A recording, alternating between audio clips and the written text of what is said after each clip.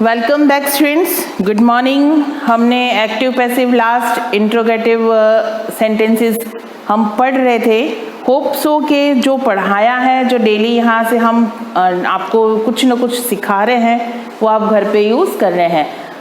कुछ पेरेंट्स के थ्रू या कुछ स्टूडेंट्स के थ्रू हमें ये जानने मिला है कि स्टूडेंट्स जो हैं वो वीडियो को सीरियसली नहीं ले रहे हैं। तो थोड़ा सा मैं भी आपको एक नोट डाउन डाल दूँ कि आपको इन वीडियो को प्रॉपरली सीरियसली लेना है। मे बी ये जो टॉपिक्स हैं आपको यहाँ पे क्लियर हो रहे हैं, वो हम दोबारा क्लास में ना भी पढ़ा पाए।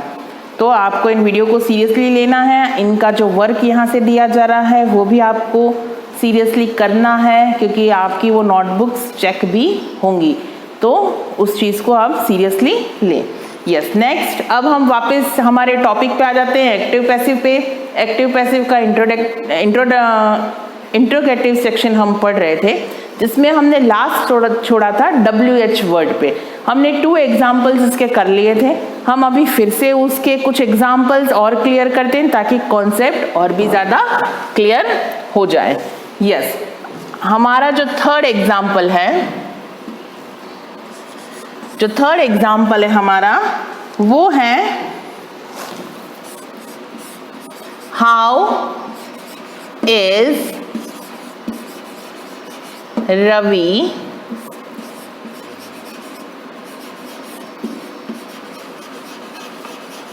Preparing tea. यस, अब इसका हम पैसिव बनाते हैं। क्या बनेगा? अकॉर्डिंग टू, मैंने आपको हर वीडियो में यही चीज़ कही कि आपको हर जगह टेंस के जो रूल्स हैं, टेंस के अकॉर्डिंग जो हमने रूल्स पढ़े हैं एक्टिव पैसिव में, सबसे मेन वही है। तो वही चार्ट आपको याद रखना है। तो हाउ का एज इट इज़ हम हाउ लिख देंगे।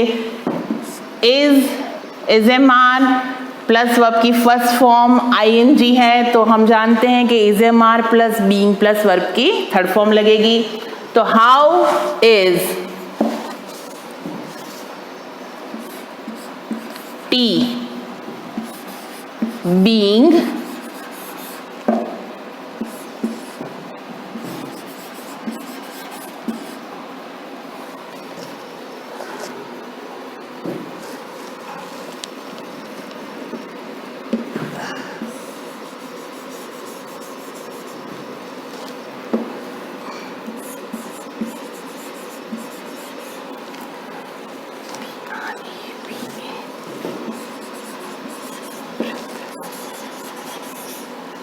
Yes,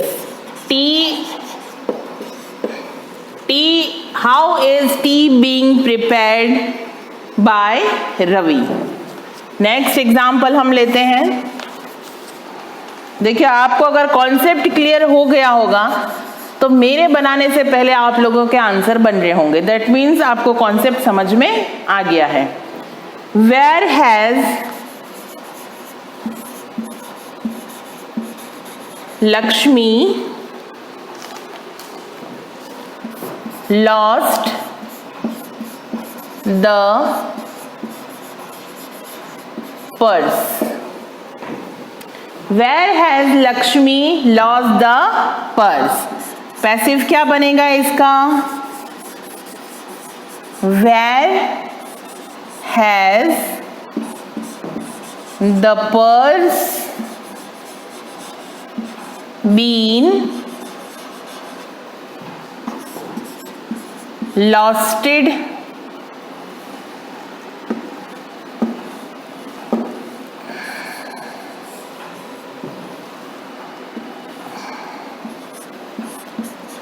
Losted by Lakshmi.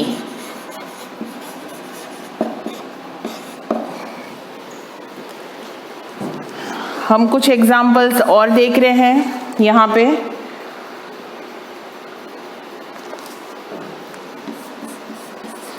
How is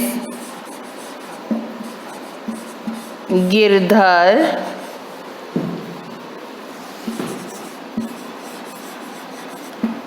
solving the puzzle?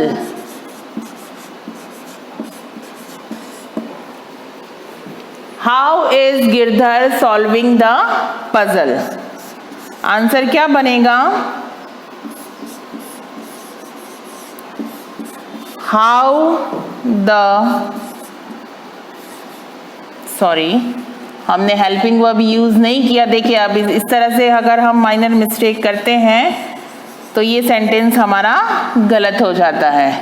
Yes, how is the puzzle being solved by Girdhar? मैंने हर तरीके से आपको इज एम आर यूज करके, हैज हैव यूज करके, व्हेन, वेयर, वाई, हाउ, हर चीज को यूज करके मैंने आपको सारे सेंटेंसेस बनाकर बता दिया है। अब हम बात करते हैं नेक्स्ट। एक वर्ड हमने इसमें नहीं लिया था, WH वर्ड में हमने एक वर्ड, सॉरी 2 वर्ड थे, हु। आपको थोड़ा देखने में प्रॉब्लम हो रही होगी, मैं फिर से लिख देती हूँ, हु और whom। ये 2 वर्ड्स को हमने उसमें इंक्लूड नहीं किया था। जो एग्जाम्पल से बताए थे मैंने वो नहीं बताए थे। क्यों नहीं बताए थे? क्योंकि इनको बनाने का स्ट्रक्चर थोड़ा सा डिफरेंट है, इसलिए हम हु और whom को थोड़ा डिफरेंट वे में पढ़ लेते हैं। अब जो हु वाले जो वर्ड सेंटेंसेस है, who plus helping verb plus object, तो जब हम इसको पैसिव में चेंज करेंगे तो बाय वर्ड जो हम रेस्ट ऑफ सेंटेंस में पीछे लगा रहे थे वो हम इसमें सबसे आगे यूज करेंगे, और हु जो वर्ड है वो चेंज हो जाएगा whom में। ये जब मैं एग्जाम्पल आपको बताऊंगी तब और भी क्लियर कर दूंगी। Plus helping verb plus object और प्लस वर्ब की third form.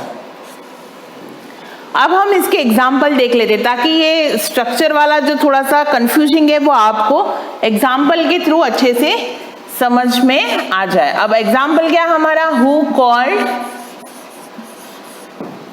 Gita, who called Geeta, Geeta को किसने बुलाया। अब इसको बनाने के 2 तरीके हैं, लेकिन हम जो इजीएस्ट तरीका है वही यूज करते हैं। मैं सिखा भी आपको वही रही हूं। मैंने क्या कहा था? हु की जगह पर क्या लग जाएगा? By whom। तो सबसे पहले जो हम यूज करेंगे वो होगा बाय whom। फिर क्या है? Helping verb. तो हेल्पिंग वर्ब क्या लगेगा? हेल्पिंग वर्ब लगेगा इसके अकॉर्डिंग क्या लिख रखा है? वर्ब की सेकंड फॉर्म है, तो बाय whom was, अब क्या आएगा? ऑब्जेक्ट। ऑब्जेक्ट क्या हमारा? Geeta. By whom was Gita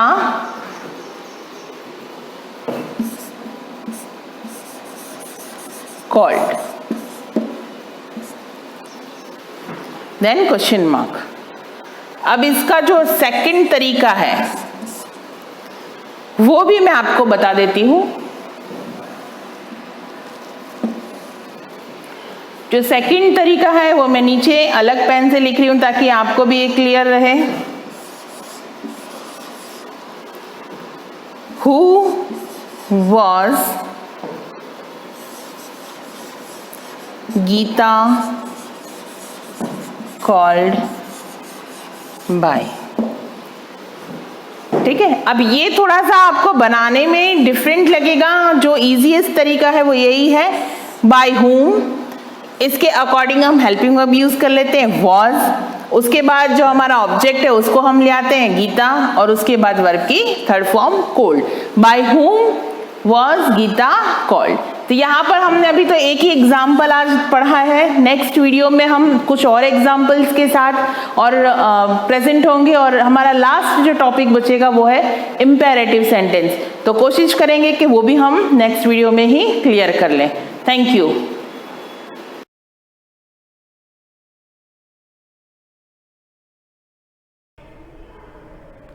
good morning.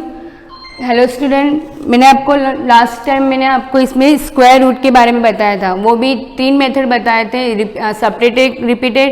एक तो मतलब ऑड नंबर आपको लेस करने, सेकंड आपको प्राइम फैक्टराइजेशन, प्राइम फैक्टर के थ्रू यूज़ करके आपको स्क्वायर रूट फाइंड करना था, और थर्ड मैंने आपको बताया था लॉन्ग डिवीजन मेथड, जिसमें लॉन्ग डिवीजन मेथड के तो मैंने आपको एक ही एग्जाम्पल बताया था। आगे हम उसको कंटिन्यू करते हैं ताकि आपको अच्छे से समझ में आ जाए। तो देखना लॉन्ग डिवीजन मेथड ही।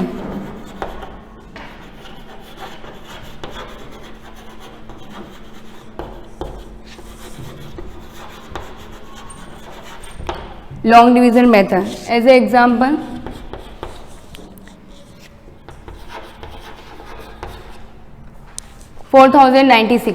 इसका आपको स्क्वायर रूट फाइंड करना है। ठीक है, मैंने आपको उस दिन बताया था डिवाइड मेथड। इस तरह से आपको इसको लिखना है। Then unit digit means last digit से मैंने आपको बताया इसमें पेयर बनाने, वो भी 2 के, बिकॉज हम स्क्वायर रूट फाइंड कर रहे हो। स्क्वायर में क्या होता है, मल्टीप्लाई डबल टाइम होता है उसी डिजिट का, तो इसमें क्या हो जाएगा, डबल डबल के पेयर पीछे से बनाना। अगर सिंगल आगे एक हो जाए तो एज इट इज। अब यहाँ पर देखना ये लास्ट के 2 और यहाँ पर ये, और आगे कोई डिजिट है ही नहीं हमारे। अब क्या करेंगे, स्टार्टिंग 40, ये आपको यहाँ पर 40 पूरा लेना है। हम डिवाइड में क्या करते हैं, 1 डिजिट लेकर फिर डिवाइड करते हैं, फिर नीचे ब्रिंग डाउन करते हैं, नीचे लेकर आते हैं। तो इसमें आपको पेयर में लेना है। अब यहाँ पर पूरा 40 है, अब आपको देखना है 40 डिवाइड में हम क्या करते हैं, या तो लेस देन लेंगे या फिर इक्वल में लेंगे। अब देखना अब यहाँ पर क्या हो जाएगा, स्क्वायर लेना हमें। यहाँ पर 1 का स्क्वायर 1, 2 का स्क्वायर 4, 3 का स्क्वायर 9, 4 का स्क्वायर 16, 5 का स्क्वायर 25, 6 का 36, 7 का 49। अब यहाँ पर देखना 40 हमारे, और यहाँ पर हम 7 लेंगे तो 49 हो जाएंगे, तो हम उससे लेस देन क्या ले लेंगे, 6 ले लेंगे। तो जैसे हमने यहाँ 6 लिया तो यहाँ पर भी एक बार 6 लिख दिया। अब यहाँ पर 6 का, अब 6 को 6 से मल्टीप्लाई करेंगे। बताया था मैंने आपको कि जो भी नंबर लेते हो स्क्वायर कर रहे हैं, या तो हम स्क्वायर करेंगे ना तभी यहाँ पर इसका मल्टीप्लाई होकर यहाँ आएगा। तो 6 को 6 से करेंगे तो कितना आएगा, 36। कि 7 लेंगे तो 49 हो जाएगा, और 40 से ग्रेटर हो जाएगा। अब यहाँ पर क्या हो जाएगा, वही लेस करना है आपको, 40 माइनस 36 4। अब 96, अब ये भी एक पेयर में ही है। सबसे पहले आपको पेयर ही बनाने हैं, उसके बाद स्टार्ट करना है। ऐसे नहीं कि पेयर नहीं बना और डायरेक्ट स्टार्ट कर दो।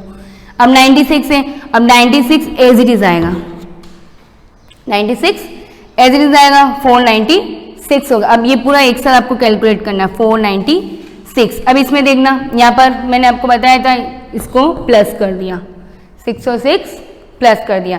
अब यहाँ पर आपको एक ऐसा नंबर लेना है, या तो जिसका मल्टीप्लाई स्क्वायर करने में मतलब नंबर लेंगे, उसी नंबर को नीचे से उसी नंबर से मल्टीप्लाई करें, बिकॉज यहाँ पर स्क्वायर होगा। जैसे हमने यहाँ पर किया तो वैसे यहाँ पर यूनिट डिजिट जो भी हम लेंगे उसका स्क्वायर हो जाएगा। क्लियर, और फिर इससे पूरा मल्टीप्लाई हो गया, या तो 496 आना चाहिए या फिर उससे लेस देन आना चाहिए। ट्राई करते हैं। मैंने आपको बताया था कि आप 1 से स्टार्ट करो, पहले 1 लो, फिर 2 लो, 3 लो, उसके हिसाब से आप लेते रहो। जैसे पहले हमने 121 का करेंगे, तो 121 का हम 1 से करेंगे तो क्या होगा, 121 ही आएगा। आगे जब तक इसके क्लॉजेस नहीं आ जाओ तब तक आपको ये ट्राई करते रहना है। अब देखना, जैसे 120, अब यहाँ पर 12 आपको लेना है। यहाँ पर आपको नंबर यूनिट डिजिट में आपको नंबर चेंज करते रहना है। अब यहाँ पर 2 है, जैसे हमने पहले 2 ले लिया, 2 को 2 से मल्टीप्लाई करेंगे, मैंने स्क्वायर करना है इसलिए 4 और 2। अब यहाँ पर क्या हो गया, 244 आ गया है। क्लियर, और नियरेस्ट करो आप, जैसे 12 तो एज इट इज रहेगा। अब यहाँ पर क्या हो जाएगा, 3 ले लो, ठीक है, 3 ले लिया, 3 × 3 9, 6 169, सॉरी 369। अब यहाँ पर 369 आ गया। अब आपको यहाँ पर और नियरेस्ट लो, 4 से करके देख लो क्या आता है, 16, 8 और 1 9, और यहाँ आ जाएगा 49, आ गया 496। इसका मीन्स ये 4 ही लेंगे, तो यहाँ पर क्या लेंगे, वी टेकिंग 4। तो अब यहाँ पर क्या हो जाएगा, ये तो हमारे क्वेश्चन है, यहाँ हमने 4 ले लिया और यहाँ पर भी हम क्या लिख देंगे 4। अब यहाँ पर हमने पूरा कैलकुलेशन करके यहाँ पर हमने किया था, अब इसको क्या हो जाएगा 0 0 माइनस माइनस सब 0 होगा ना। तो इस टाइप से या तो इसको सॉल्व करो या फिर इसको एज इट इज रहने दो। तो इस टाइप से आपको इसको लॉन्ग डिवीजन मेथड यूज करना है, ठीक है। ये हो गया, आगे और भी ट्राई करना, जैसे कोई बड़ी डिजिट हो उसको लेके पेयर बनाना है, सबसे मेन आपको पेयर बनाना है, उसके बाद आपको इसको सॉल्व करना है। अब नेक्स्ट देखना, ये तीनों मेथड है, इसमें आप ये वाला मेथड भी यूज कर सकते हो, लॉन्ग डिवीजन या फिर प्राइम फैक्टराइजेशन मेथड। अब नेक्स्ट आपके है कि जैसे कोई भी परफेक्ट, जैसे क्वेश्चन आता है आपके एग्जाम में कि कोई भी जैसे नंबर दे रखा है जैसे परफेक्ट स्क्वायर, बट वो परफेक्ट स्क्वायर होता नहीं है, तो इसको एक परफेक्ट स्क्वायर बनाने के लिए हम क्या करते हैं, ऐसे कौन सा नंबर है जिससे हम उसको मल्टीप्लाई करेंगे या फिर डिवाइड करेंगे। या मल्टीप्लाई वाला क्वेश्चन भी अलग है और डिवाइड वाला भी है, तो इसको भी आप देख लेना। जैसे अभी क्वेश्चन है,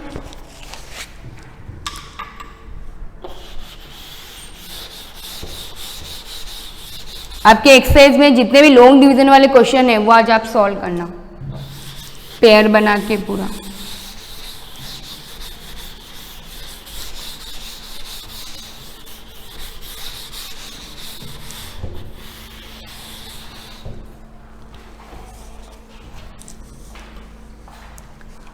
जैसे कोई भी नंबर ले लिया, जैसे हमने ले लिया 2352।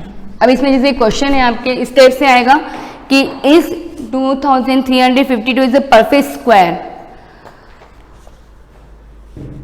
Not find the smallest multiple of 2352 which is perfect square, find the square root of the number. अब इसमें आपको ये बताना है कि इसमें जो नंबर आएगा परफेक्ट वो स्क्वायर रूट भी होना चाहिए, फिर हमें उसका रूट भी फाइंड करेंगे कि वो आखिर में किसका परफेक्ट स्क्वायर है। तो इसमें पहले आपको इसका क्या करना है, ये 2352, अब ये परफेक्ट स्क्वायर है या नहीं। मैंने आपको बताया था कि जिसके यूनिट डिजिट 2378 हो तो वो परफेक्ट स्क्वायर नहीं होंगे, परफेक्ट स्क्वायर नहीं होते। इसमें डायरेक्ट पता लग रहा है कि 2 आ रहा है यूनिट डिजिट, तो इसमें इसका परफेक्ट स्क्वायर, इसमें इसका क्या हो जाएगा, परफेक्ट स्क्वायर नहीं होगा।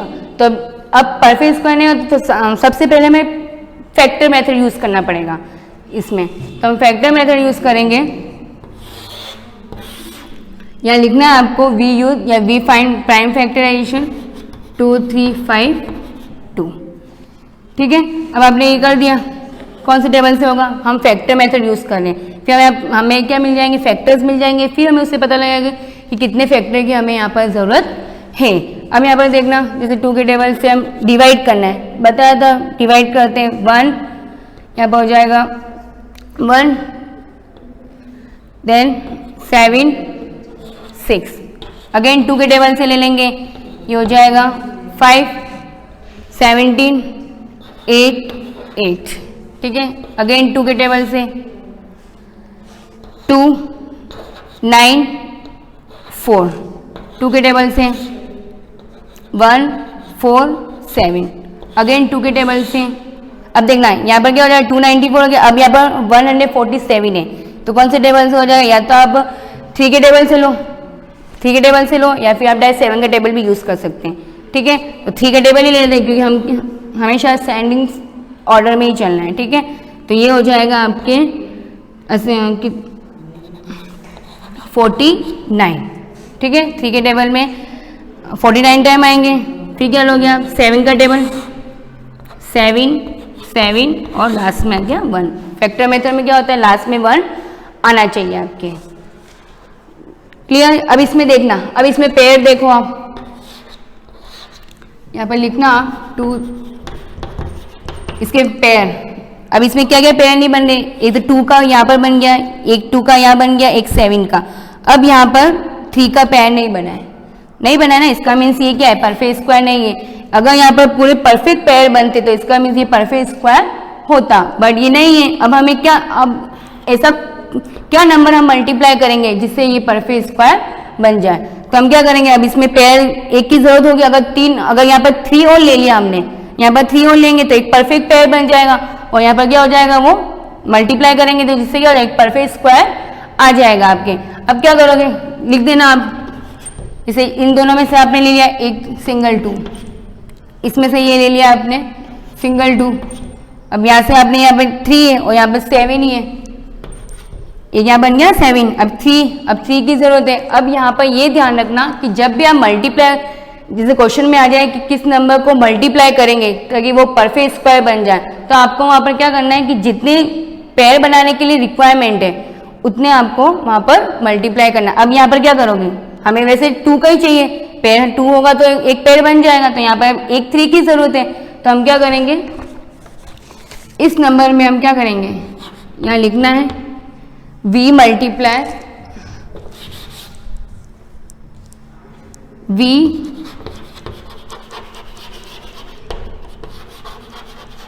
मल्टीप्लाई बाय 3 जितनी रिक्वायरमेंट है। अब यहाँ पर एक तो दे रखा है पर एक क्यों जरूरत है, तो हमने उसका 3 से मल्टीप्लाई, यहाँ पर जो रिमेनिंग वो नहीं, एक हमने लिया वो, यहाँ मल्टीप्लाई 3 से कर दिया। अब इस नंबर को हमें क्या करना है, मल्टीप्लाई, यहाँ पर एक स्टेप लिख देना पहले कि 2352 इज नॉट परफेक्ट, मैं लिख देती हूँ, चलो, not perfect square,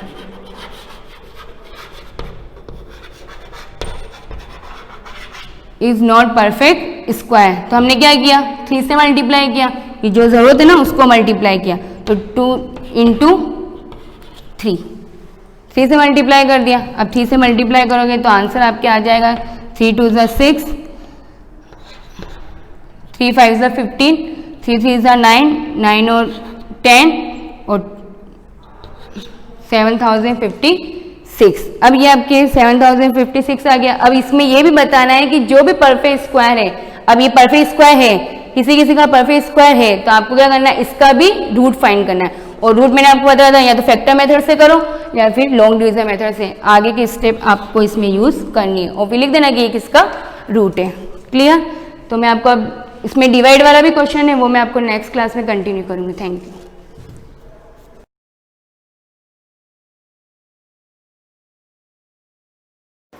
good morning students, micro organism friend and foe part 3 continue करेंगे। मैंने लास्ट क्लास में आपको क्या पढ़ाया था कि 3 एक्टिविटीज़ ली थी। एक वाटर सैंपल लिया था, दूसरा एयर से लिया था और तीसरा सॉइल से लिया था। तीनों सैंपल लेके हमने ये कंक्लूजन निकाला था कि माइक्रो ऑर्गेनिज्म जो होते हैं वो तीनों जगह पे, मतलब ऐसा कोई स्पेस नहीं है या ऐसी कोई जगह नहीं है, प्लेस नहीं है जहाँ पर माइक्रो ऑर्गेनिज्म नहीं होते हैं। जहाँ कुछ भी नहीं है वहाँ एयर है, और एयर है दैट मीन्स एयर में भी माइक्रो ऑर्गेनिज्म होते हैं। बस वो अपनी प्रेजेंस तब शो करते हैं जब उनको फेवरेबल कंडीशन मिलती है। Favourable condition that means suitable environment मिलता है। जब सूटेबल एनवायरनमेंट मिलता है तभी वो माइक्रो ऑर्गेनिज्म ग्रो करता है और वो हमारे नज़र में आता है। मतलब एक ब्रेड रखी हुई है, वो उसके ऊपर ब्रेड रखेंगे तब जाके वहाँ पर फंजाई ग्रो करेगी। अगर वहाँ ऐसी कोई चीज़ रखी नहीं है, फूड मटेरियल रखा नहीं है, तो यहाँ पर फंजाई के स्पोर्स एयर में बहुत सारे उड़ रहे हैं अभी। पर अगर उसको फेवरेबल कंडीशन मिलेगी, मतलब ब्रेड या ब्रेड जैसी कोई सब्सटेंस मिलेगा फूड मटेरियल का, और मॉइस्चर और वाटर एयर मिलेगा, तभी वो ग्रो करेगा। तो उन तीनों एक्टिविटीज़ से हमने यही क्लियर किया था कि यहाँ पे दिखा है, देखो, such tiny organism are found all around us. ऐसे छोटे छोटे ऑर्गेनिज्म हमारे चारों तरफ होते हैं। ठीक है, इसको और जूम कर देते हैं।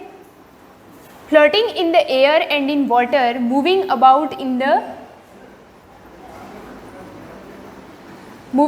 In the soil and on plants, inside our bodies and those of all animals, some causes disease and are sometimes called germs।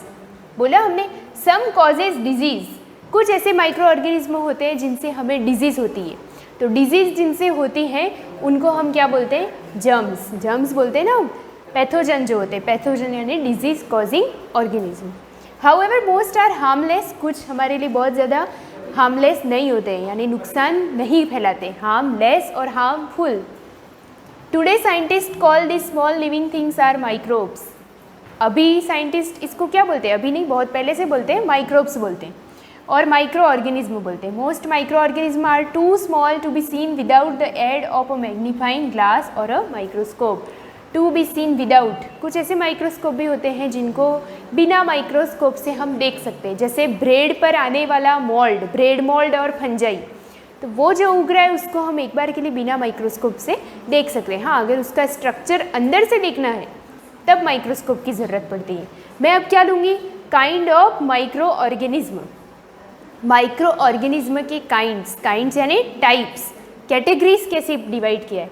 Major kind of micro organism include, first bacteria.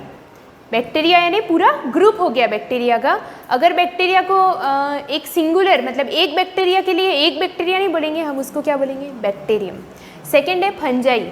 Fungi यानी पूरी category fungi. अगर एक singular fungi है तो उसको word क्या term देते हैं, फंगस। वायरसेस, बहुत सारे वायरस, सिंगुलर क्या होता है, virus. Fourth algae, singular alga. Alga यानी सिंगुलर एल्गी। एल्गी पूरा एक ग्रुप है। अब 2.1, 3, 4, 5 ये क्या लिखा हुआ है कि आपको इनको पढ़ना है तो आप इनकी फिगर देखो। फिगर दैट मीन्स डायग्राम देखो।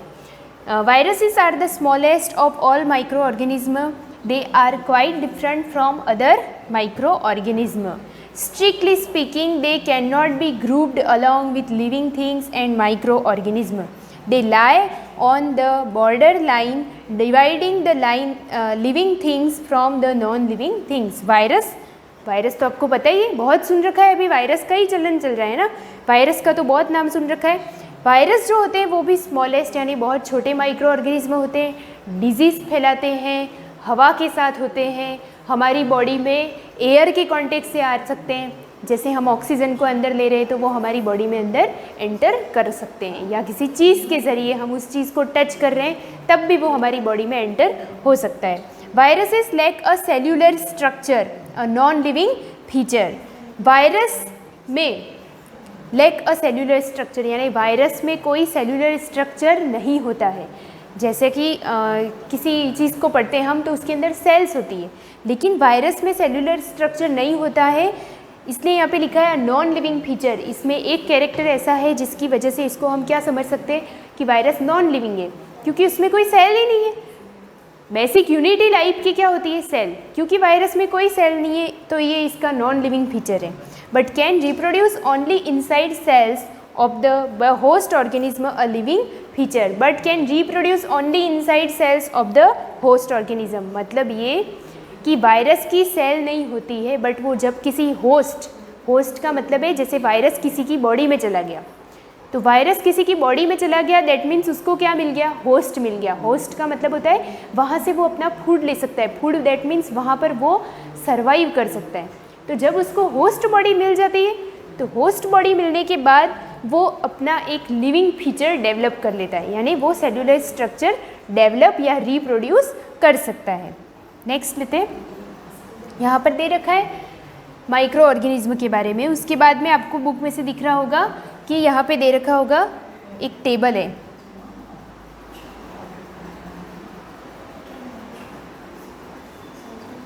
हाँ ये देख लेते हैं। This micro organism in structure may be unicellular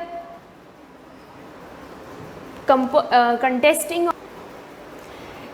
this micro organism in structure may be unicellular consisting of only one cell. ये जो माइक्रो ऑर्गेनिज्म होते हैं वो यूनिसेल्यूलर भी हो सकते हैं। यूनिसेल्यूलर कंसिस्टिंग का मीनिंग है ऐसे ऑर्गेनिज्म जिसमें सिर्फ वन सेल ऑर्गेनिज्म हो, यानी वो सिर्फ made up of only one cell, खाली एक सेल से बना हुआ ऑर्गेनिज्म यूनि, ज़्यादा सेल से बना हुआ organism multi cellular. One cell like bacteria, some algae and protozoa are multi cellular. Many मतलब बहुत सारी सेल से बना हुआ। यूनिसेल्यूलर माइक्रो ऑर्गेनिज्म, एक सेल से बने हुए माइक्रो ऑर्गेनिज्म कौन से हैं, तो सारे नहीं है, कुछ प्लांट में कुछ एक यूनिसेल्यूलर होते हैं, कुछ एनिमल्स में भी यूनिसेल्यूलर होते हैं, है ना। तो हम ये नहीं बोल सकते कि सारे प्लांट यूनिसेल्यूलर से सारे एनिमल मल्टी सेल्यूलर। कुछ एनिमल भी यूनिसेल्यूलर हो सकते हैं और कुछ प्लांट भी यूनी में कौन आता है, देखो एल्गी में भी सारी एल्गी यूनिसेल्यूलर नहीं होती। कौन सी होती है, क्लेमाइडोमोनास या क्लोरेला, ये नाम है, इनके नीचे आप अंडरलाइन करना। इसको क्या प्रोनाउंस करेंगे, क्लेमाइडोमोनास और क्लोरेला। ये दो एल्गी है जो कि सिर्फ एक सेल से बनी होती है, मतलब इनकी बॉडी सिर्फ एक सेल से बनी हुई होगी। और सेकेंड है फंजाई में कौन सी फंजाई है जो सिर्फ एक सेल से बनी होती है, तो वो है यीस्ट जिसका यूज़ अल्कोहल बनाने में किया जाता है या ब्रेड बनाने में किया जाता है। बैक्टीरिया ये भी क्या होता है, made up of only one cell. तो 1, 2 और 3 ये यहाँ पे दो है, एल्गी के दो example.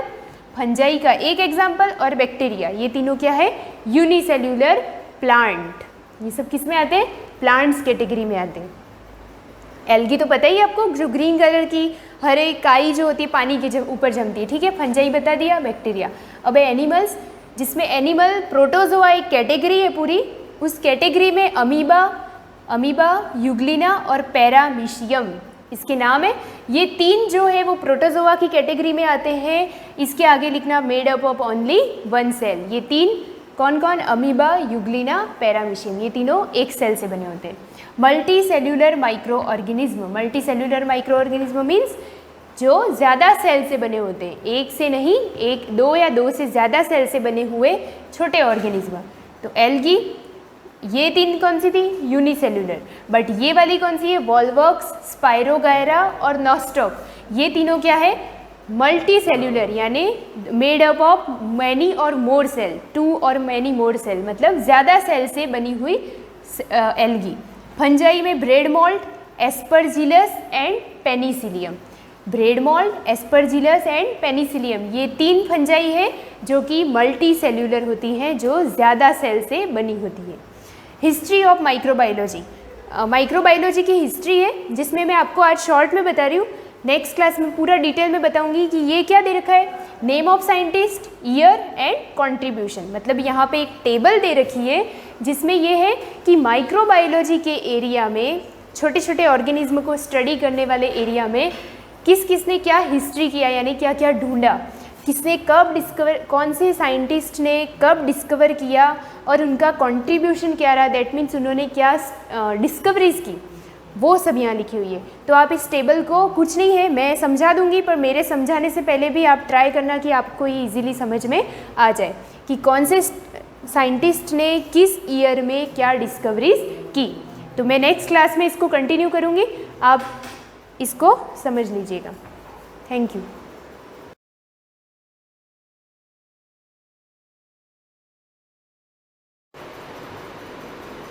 Good morning students. Social science के अंदर पॉलिटिकल साइंस में lesson first the constitution of India हम पढ़ रहे थे। इसमें आपको बहुत सारी बेसिक चीज़ें तो पता चल गई, कॉन्स्टिट्यूशन कैसे बना है, क्या हुआ है, वो सारा हम लोगों ने पढ़ लिया था। अब कुछ फीचर्स हमने पढ़े थे जो नॉर्मल फीचर्स थे, लेकिन अब जो मेन फीचर्स आते हैं अपने कॉन्स्टिट्यूशन के अंदर, जो अपनी गवर्नमेंट से मेन रिलेटेड है कि उस बेस पर हमारी गवर्नमेंट चलती है, उसको हम पढ़ेंगे। इसमें फर्स्ट पॉइंट दे रखा है आपके साइलेंट फीचर के अंदर, फेडरलिज्म। फेडरलिज्म का हिंदी मीनिंग होता है संघात्मक। आप उसको हिंदी में लिख देना, संघात्मक, यानी कि संघ के जो पावर है, यानी कि सेंट्रल गवर्नमेंट की जो पावर है, उसको क्या कर रखा है, डिस्ट्रीब्यूट कर रखा है, बांट रखा है। अब क्यों बांट रखा है, सिंपल सी बात है, हमारे देश की पॉपुलेशन कितनी है, 130 करोड़ तो हम मानते हैं, लेकिन जब अभी 2021 में सेंसस होगा और उसके रिकॉर्ड्स आएंगे, उस बेस पर पता चलेगा कि रियलिटी में हमारे देश की पॉपुलेशन कितनी है। तो इतनी पॉपुलेशन पर अगर एक ही पर्सन काम करता है तो पॉसिबल नहीं है। तो हमारे देश में क्या कर दिया है, जो पावर से, जो संघ की शक्तियां हैं, उसको हम लोगों ने हमारे कॉन्स्टिट्यूशन के थ्रू क्या कर रखा है, बांट रखा है, ताकि हमारे देश के जो अलग अलग स्तर बने हुए हैं, स्टेट वाइज, स्टेट में भी मैंने आप लोग को पहले बताया था कि किस प्रकार से पंचायतों में, जिलों में हमारी सरकार को अलग अलग स्टेज में बांट रखा है। तो वो जो बांट रखा है वो किस बेस पर बांट रखा है, कॉन्स्टिट्यूशन में पॉइंट दे रखा है फेडरलिज्म, उस बेस पर, जिससे कि हमारे देश की सरकार अच्छे से काम कर सके, यानी कि अच्छे से काम करे, इसके लिए पावर्स का क्या कर दिया, डिस्ट्रीब्यूशन कर दिया है। देखो अब इसमें क्या देखा है, this arrangement implies the existence of more than one level of government in the country, one at the centre and the other at the state. दे रखा है यहाँ पर जो मेन आपको, क्योंकि अभी हम जो हाई लेवल का पढ़ रहे हैं, यानी कि सेंट्रल लेवल पे देख रहे हैं, तो यहाँ पर आपको 2 पॉइंट दे रखे हैं, सेंटर और स्टेट। अगर आप स्टेट लेवल पर पढ़ोगे तो यहाँ पर फिर हमारे डिस्ट्रिक्ट के बाद सब डिस्ट्रिक्ट, ग्राम पंचायत, पंचायत समिति, ये सारी चीज़ें भी उसमें इन्वॉल्व हो जाएगी। तो यहाँ पर अपने क्या आ रहा है, centre and the state. The central government takes decision and makes law on subject concerning the entire nation। क्या दे रखा है, सेंट्रल गवर्नमेंट टेक्स डिसीजन, निर्णय कौन लेता है, सेंट्रल गवर्नमेंट लेती है, and makes laws on subject. अब यहाँ पर सब्जेक्ट से क्या रिलेटेड है, देखो क्या होता है कि हमारे देश में जो पावर से डिस्ट्रीब्यूट कर रखे, उससे पहले 3 लिस्ट बना रखी है। क्या कर रखा है, 3 लिस्ट बना रखी है। उनके नाम आपके यहाँ पर आएंगे, मैं तो भी बता देती हूँ आपको पहले से। यूनियन लिस्ट यानी कि केंद्र की पावर, सेंट्रल की पावर उसके अंदर है। अब उस लिस्ट में क्या होता है, कुछ पर्टिकुलर टॉपिक्स होते हैं, कुछ पर्टिकुलर सब्जेक्ट होते हैं जिसके ऊपर केंद्र सरकार ही कानून बना सकती है। मेरी बात को ध्यान से सुनना, यूनियन लिस्ट के अंदर ऐसे सब्जेक्ट डाल रखे उन लोगों ने जिसके ऊपर सिर्फ कानून कौन बना सकता है, सेंट्रल गवर्नमेंट बना सकती है। Then state list, state list के अंदर ऐसे सब्जेक्ट है जिसके ऊपर कानून कौन बना सकता है, स्टेट गवर्नमेंट बना सकते हैं। और थर्ड लिस्ट आती है कॉन्करेंट लिस्ट, उसके अंदर ऐसे टॉपिक्स है, उसके अंदर ऐसे सब्जेक्ट हैं जिसके ऊपर स्टेट गवर्नमेंट चाहे तो स्टेट गवर्नमेंट और सेंट्रल गवर्नमेंट चाहते तो सेंट्रल गवर्नमेंट दोनों ही कानून बना सकते हैं। अब देखो क्या दे रखा है, the central government takes decision and makes laws on subject concerning the entire nation.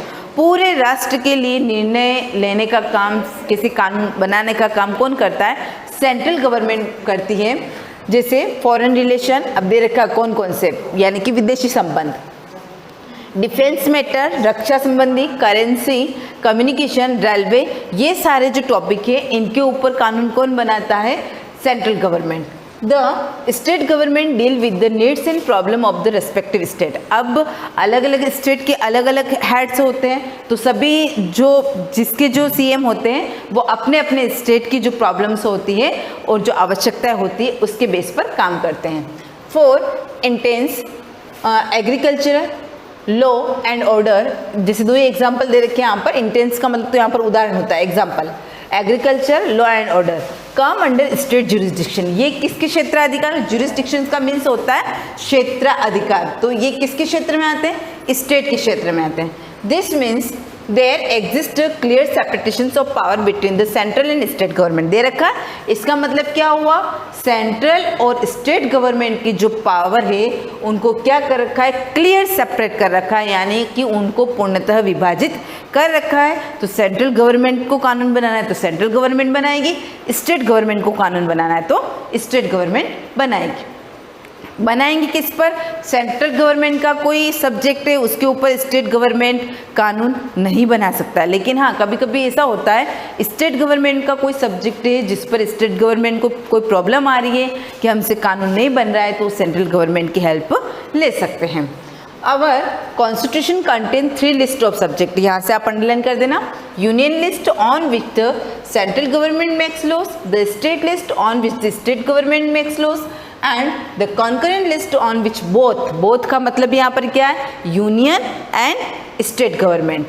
Both the union, ये दे रखा है वैसे भी यहाँ पर, union, central and state governments share the powers to make laws, यानी कि ये दोनों के बीच में होता है। इसमें जो पावर्स होती है वो क्या होती है, शेयर होती है, दोनों के बीच में होती है। जिसको जिस सब्जेक्ट पर टॉपिक बनाना है, कानून बनाना है, जिस टॉपिक के ऊपर वो बना सकते हैं। The state in the Union of India derive their power from the Constitution।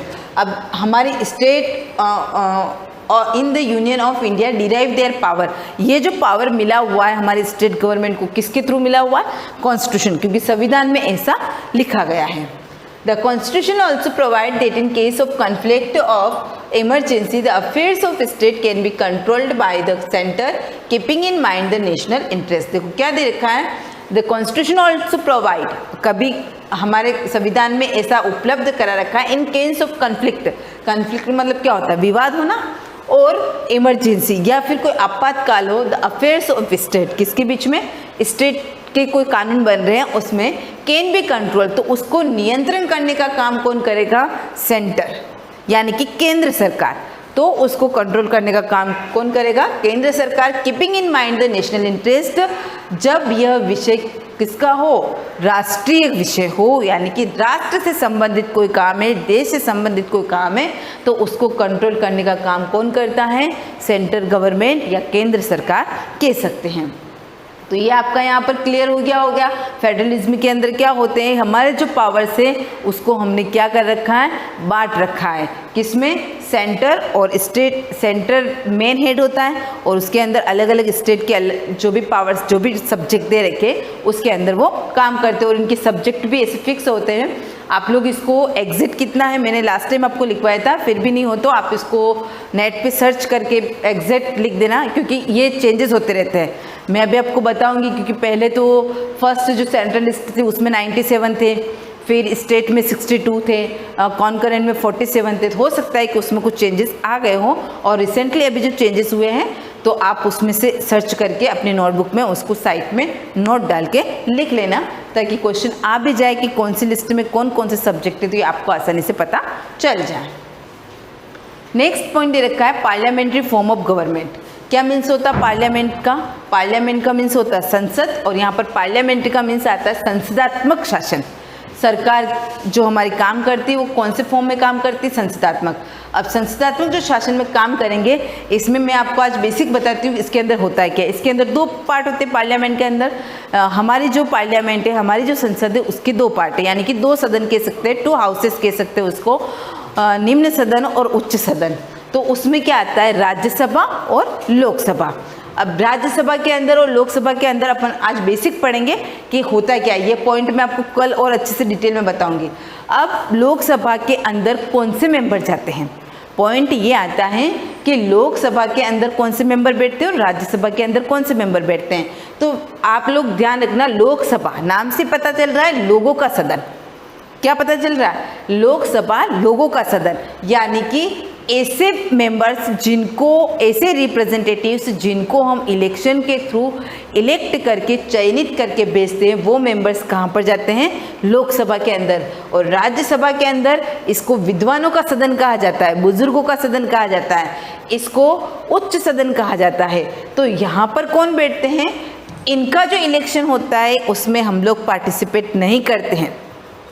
मैं जो बातें बता रही हूँ उनको ध्यान से समझना, मेन बेस इस पर ही है।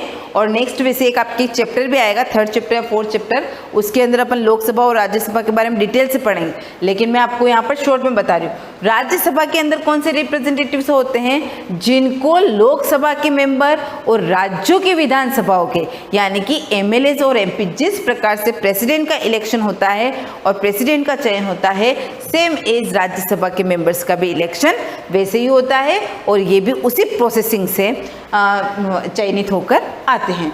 अब इनका कह सकते हैं कि इनका कार्यकाल कितने समय का होता है, तो मैंने आपको पहले बताया है वैसे भी कि लोकसभा का जो कार्यकाल होता है वो कितने का होता है? 5 साल का। यानी कि ये इनकी सरकार, जब भी कोई पार्टी विजित होकर आती है, उनकी सरकार चलती है, तो कितने साल तक शासन करेगी? 5 साल तक। लेकिन हमारे कॉन्स्टिट्यूशन में ऐसा लिखा हुआ है, गवर्नमेंट अगर अच्छे से काम नहीं करती है और उसके खिलाफ अविश्वास प्रस्ताव पास हो जाता है, तो वो सरकार उस समय हट जाती है और उसकी जगह पर 6 महीने के अंदर फिर से नए इलेक्शन करवाए जाते हैं। अब बात करते हैं राज्यसभा की। तो राज्यसभा का जो समय पूछा जाए अगर आपसे, तो राज्यसभा कभी भी हटती नहीं है। राज्यसभा का जो कार्यकाल होता है वो कभी भी हटता नहीं है, ये एक स्थायी सदन है। लेकिन यहाँ पर जो भी रिप्रेजेंटेटिव्स होते हैं उनके सदस्यों का कार्यकाल होता है। मेरी बात को ध्यान समझना, लोकसभा का तो कार्यकाल होता है, यह एक अस्थायी सदन है ऐसे कह सकते हैं अपन, क्योंकि 5 साल इसका फिक्स टर्म है, 5 साल के बाद नए इलेक्शन होंगे, नई सरकार आएगी। लेकिन राज्यसभा एक स्थायी सदन है, यह कभी भी विघटित नहीं होती है। और राज्यसभा के जो मेंबर्स होते हैं उनमें पर मेंबर का जो समय होता है वो होता है 6 ईयर्स। 6 ईयर के बाद ये लोग क्या होते हैं? अपनी पोस्ट से हट जाते हैं और उसकी जगह पर नए इलेक्शन होते हैं। और ऐसा भी नहीं होता है कि राज्यसभा में जितने भी मेंबर्स हैं उन सबका इलेक्शन एक साथ होता है। जैसे जैसे सीटें खाली होती रहती है उनकी जगह पर इलेक्शन होता रहता है। अब एक कॉमन बात यहाँ पर आती है कि लोकसभा के अंदर मेंबर्स कितने हैं। तो लोकसभा की सीटें जो है वो कितनी है? 552 है, टोटल सीट है 552। लेकिन अभी एट प्रेजेंट 545 मेंबर्स है। कितने हैं? 545। और राज्यसभा के अंदर 250 मेंबर्स हैं, जिसमें अभी 245 मेंबर्स है। ये थी इसके बारे में कॉमन जानकारी। इसका अभी पढ़ना बाकी है, क्या होता है क्या नहीं होता है, लेकिन मैंने आपको इतना बता दिया तो अब आपके माइंड में आएगा कि हम इसको एक बार रीड कर लें, इन 2 हाउसेस के बारे में, राज्यसभा और लोकसभा के बारे में। तो एक बार आप इसको रीड कर लेना। और ऊपर जो यूनियन लिस्ट, सेंट्रल लिस्ट और कॉन्करेंट लिस्ट दे रखा है, इसके यहाँ पर दे रखा है आपको ऑन यूर ऑन, आप लोगों के लिए find out and list all subject under the 3 list. आप इन लिस्ट में कौन कौन से सब्जेक्ट आते हैं तो नेट से सर्च कर लेना पड़े कि कौन कौन से लिस्ट उसके अंदर आते हैं। तो हर लिस्ट के बारे में 5-5 सब्जेक्ट आप अपनी नोटबुक में मेंशन कर देना, ये आपके आज का वर्क हो जाएगा। इसको हम कल कंटिन्यू करेंगे। Thank you.